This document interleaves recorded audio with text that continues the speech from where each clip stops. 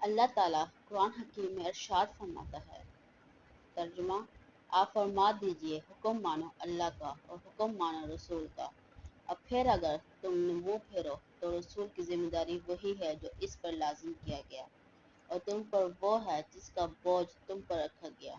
اور اگر رسول کی فرما برداری کرو گے راہ پاؤ گے، اور رسول کی ذمہ نہیں مگر سام پہنچا دینا۔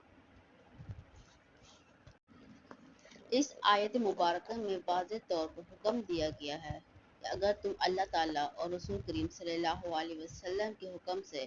روگردانی کرو گے تو اپنا ہی نقصان کرو گے۔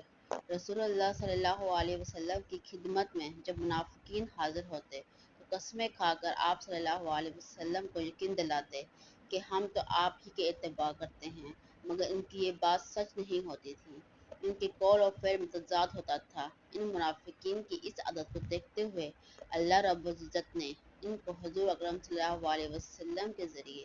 آگاہ کیا کہ اللہ اور اس کے رسول صلی اللہ علیہ وسلم کی اطاعت کرو۔ اگر تم رسول اللہ صلی اللہ علیہ وسلم کے احکامات اور نصیحتوں سے منہ پھیرو گے تو کسی کا کچھ نہیں بگاڑو گے بلکہ اپنا ہی نقصان کرو گے، کیونکہ رسول اللہ صلی اللہ علیہ وسلم کی جو ذمہ داری تھی وہ انہوں نے پوری کر دی، یعنی اللہ تعالیٰ اور اس کے رسول صلی اللہ علیہ وسلم کی اطاعت کرنے کا حکم پہنچا دیا۔